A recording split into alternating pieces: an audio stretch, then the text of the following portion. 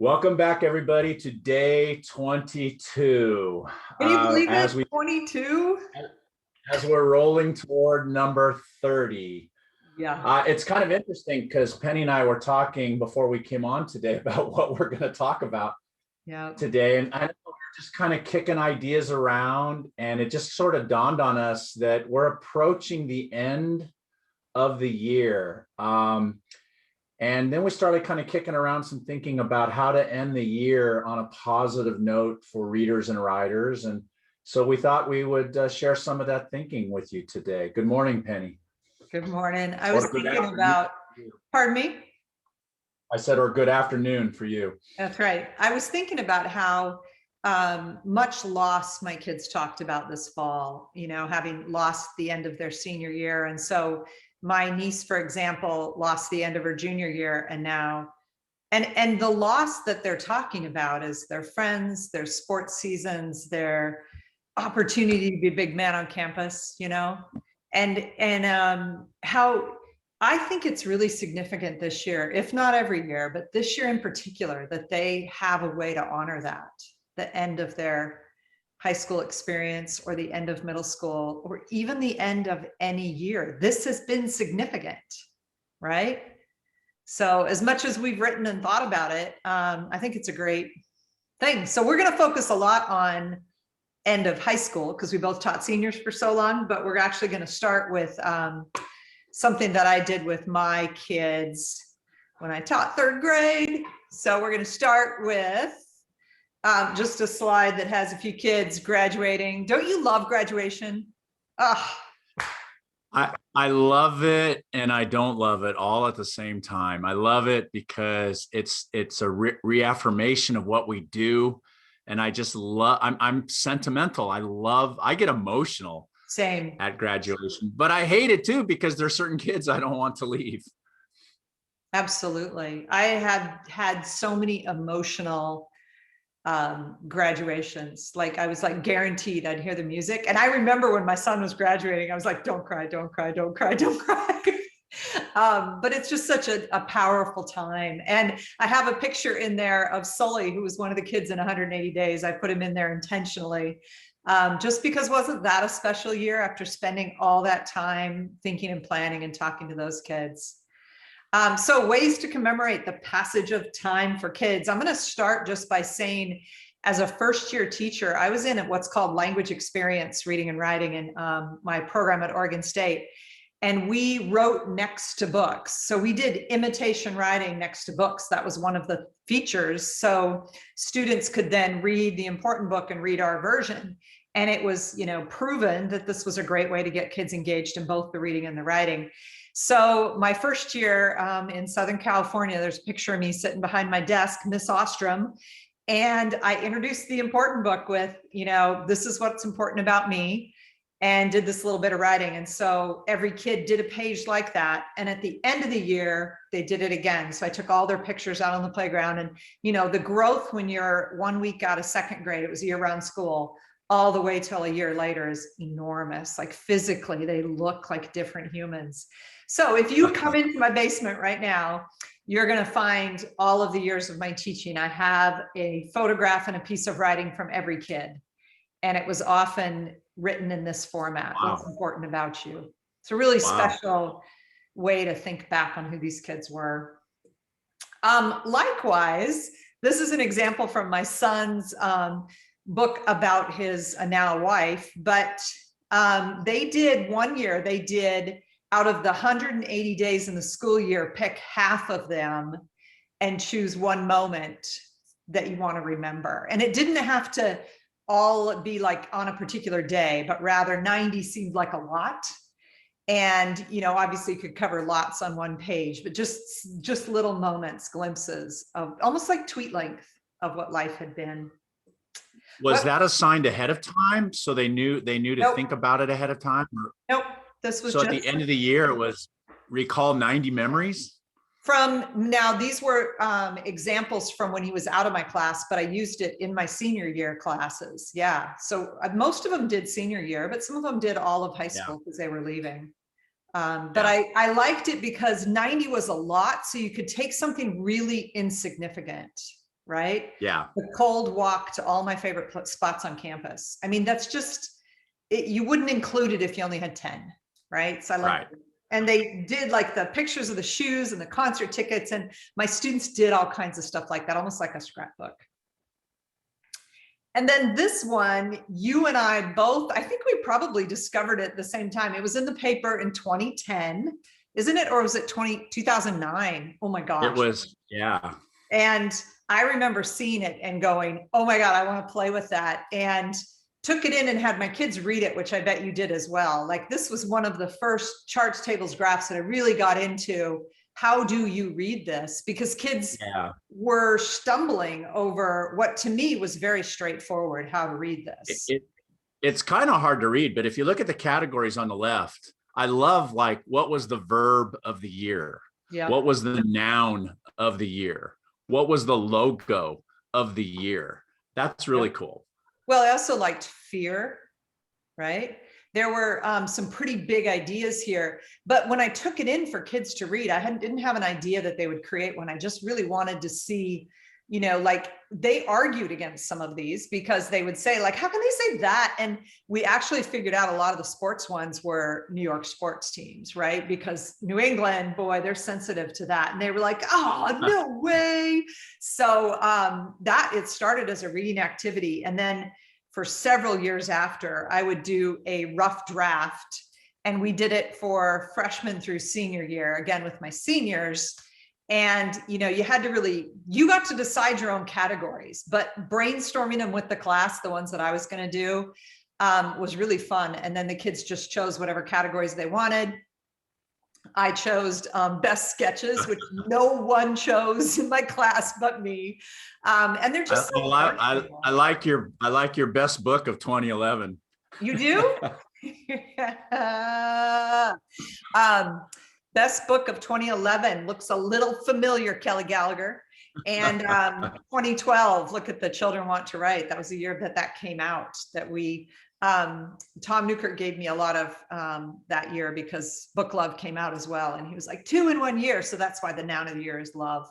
But at any rate, I noticed that you did it as well. Yeah. So my seniors then, as a reflective, you know, kind of end of the year activity, we want kids to look back in a way that's meaningful and engaging to them. And so they did the same thing. This student, Janice, at the top, created, you know, freshman, sophomore, junior, senior. If you go to the next slide, I turned it on its side so that you could see, I think I did. Yeah. Her categories are hair, news, dance moves, shoes. Disney movies, TV shows, fears and trends. And so it's just like kind of a one page sort of encapsulation of her life in high school that I think when she looks at this 10, 20, 30 years later, we'll really get a kick out of it. And then I think what we did is we had them, you know, pick 1 or 2 that were meaningful and do some writing next to it. Yeah, mine didn't do any writing. The chart was the writing. I think it's interesting though. Mine, all of these things were in their notebook. Like mine was glued into my notebook. I could find that notebook and see it. And I've always worried about what you just said, like, will they see this in 10 years? Because my thing to kids was, I'm just going to pop out of here for a sec. I think that when you spend an entire year writing in a notebook, in the end, you've got to say something to them, because there's plenty of kids who would just toss it in the garbage can on the way out. In fact, Linda Reef and I talked about how much it hurt her, the kids, the 8th graders she had who did that. And I would say to kids, I just want you to remember this. If you throw this in the bottom of your closet and leave it there for 10 years, it'll be a gift to yourself. It's for no one but you, but don't judge it now. You're going to want to know who you were, what you thought about. I said, really? And I will bring in sometimes, I have a notebook from 6th, 7th, and 8th grade. And I will give them like little glimpses of it. Like, how would I possibly remember this? I wouldn't, right? So yeah, it's an artifact. It's an artifact. It is, but they're almost too young to appreciate that. And so I think that we want to invite them to appreciate that. And I think, if you've spent a whole year on that notebook, I think just to start with, you're more likely to keep that assignment rather than if it's just a separate assignment done on the last week of school kind of thing. Yeah. And I also think when you said that about notebooks, so if your writing notebook is like a bound worksheet, so it was just do this, right? You're not gonna, I wouldn't keep it because That's but the one it's that gets tossed. Yeah. right. But it's the quick writing where because I always do think about these things that we've talked about, where you ask kids I would say about every month, to reread their notebook and look for patterns. What are some things that you write about a lot? What are some things you've noticed about yourself as a writer? What are you learning about yourself in this notebook writing, this volume of writing? What kind of revision moves have you learned to make that you didn't make before? And when you have that as a regular process, I think they value it more. Like the one activity we did, we may have mentioned this before, where you go back and just underline the last line of every quick write and you look at what it says. Just ways to make this work not a standalone, tossed aside. So I'd like to share, we did for years and years and years at Magnolia High School. It's something we called Senior Fridays. And so this was a way of celebrating the end of the school year. And so we would do this with about, 6 weeks, 7 weeks left in the school year. And whatever our standard curriculum was, we would deviate every Friday, and every Friday would become a Senior Friday.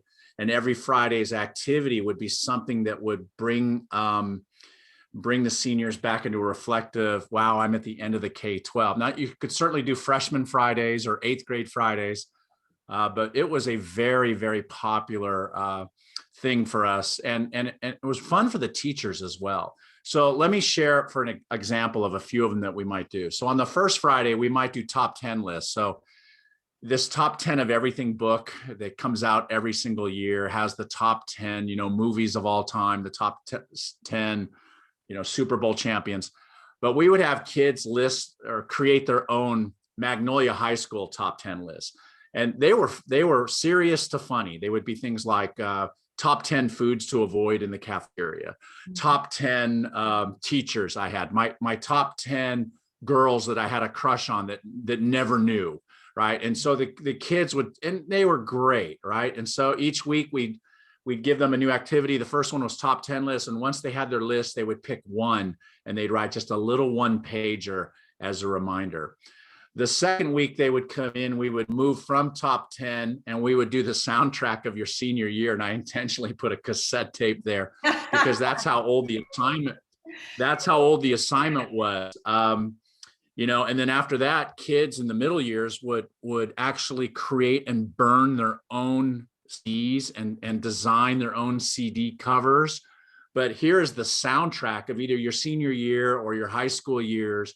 And while kids were working on those, we would have kids play the music in class. And as we were writing, it was really a great Senior Friday. Yeah, but week 3 would roll around. Wait, think about this though. Nowadays, because I had my kids last fall do a playlist that kind of said who they are, because we're doing all that identity work at the start of the year. They do it in 5 minutes, right? You just drag stuff and drop it in a playlist as opposed to the work that used to go into the sound. Yeah, the last few years, it was all digital, right? So week 3 might roll around and we do something called Senior Map. And I would give the students a printed map of the high school or in the early years. In the later years, we would do it digitally. But students would mark 10 memorable moments that happened on campus. This is the place where I met my girlfriend. This is the room in which I failed that big test. This was the gym in which I made the free throw, right? And of course, in California, because we're outdoors, we would get things like, this is where the seagull hit me when I was sitting out at lunch, right? And so top 10 memories from high school, pick one, write a one pager. The fourth week would come around and we would do maybe senior graphs and charts and graphs. And these, again, range from serious to funny. Percentage of time that I worked on homework in each class, You know, percentage of time that certain teachers said the same pat phrases over and over. I mean, the kids really had a good time. And, you know, and it taught them how to, in the early days, especially, it taught them how to create graphs and charts. So we would do about a month of these. And then for the last couple of weeks, I just started collecting because students would create their own ideas. And, you know, like one student wrote high school regret. And so we added that, right? Under number 7, that could be part of your senior quilt, right? But, you know, the senior time capsule a student came up with.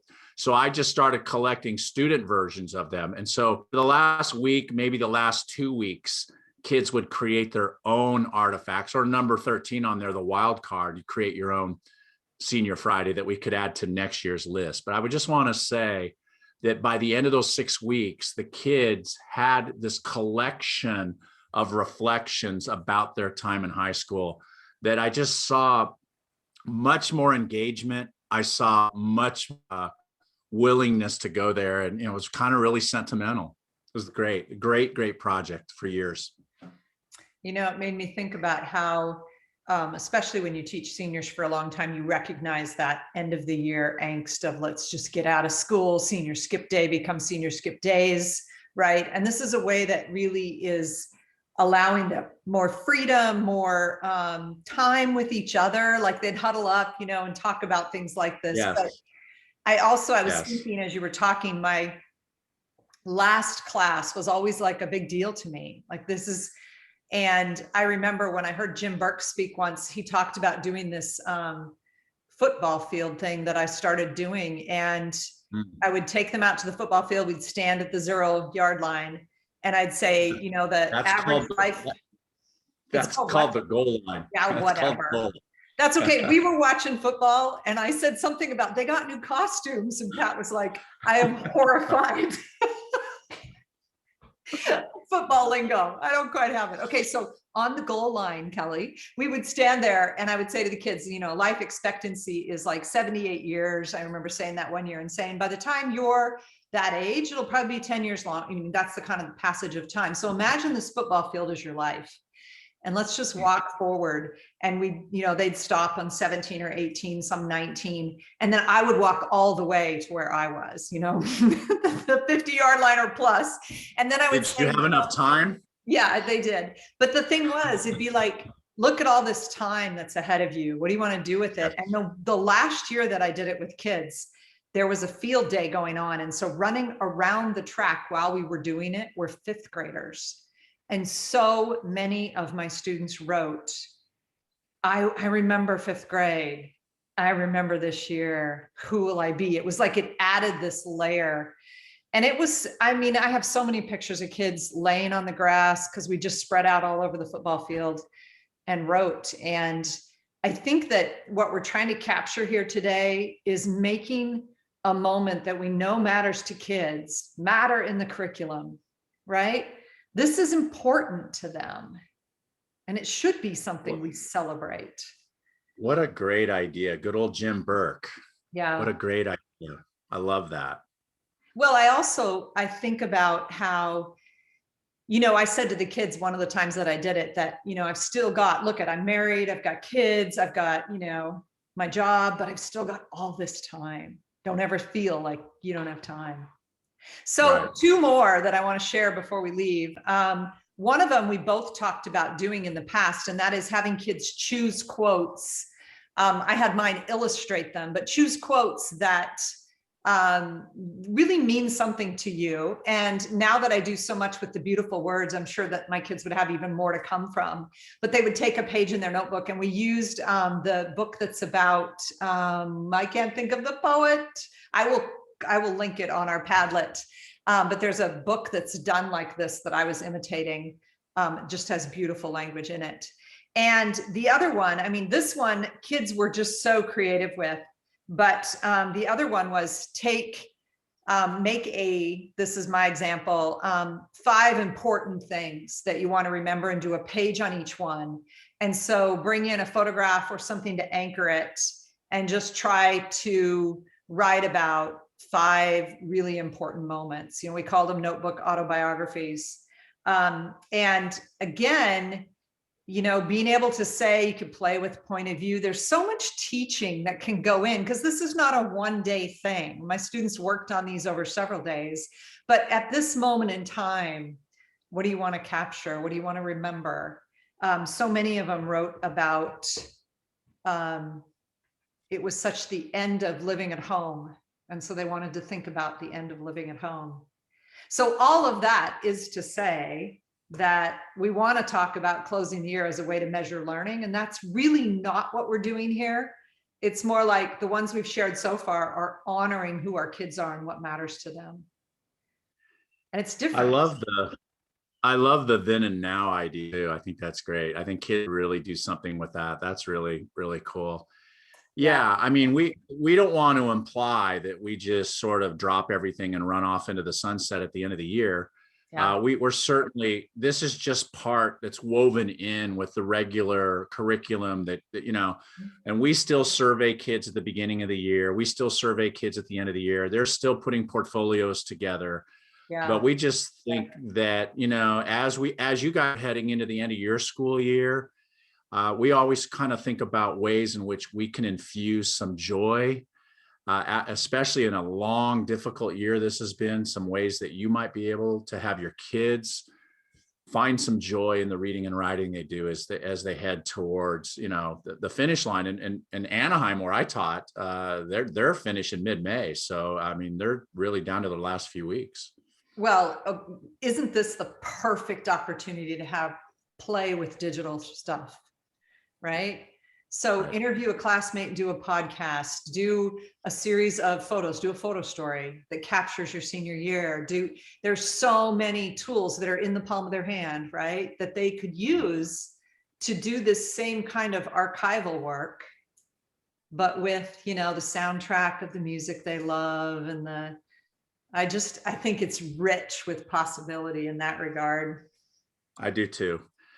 So we leave you today with a little tease. Tomorrow, we are going to interview Mike Matsuda. Mike is the superintendent of the Anaheim Union High School District, who has been receiving a lot of recognition nationally for his progressive thinking on what schools need to do to close this gap between like where they've been and where they need to go.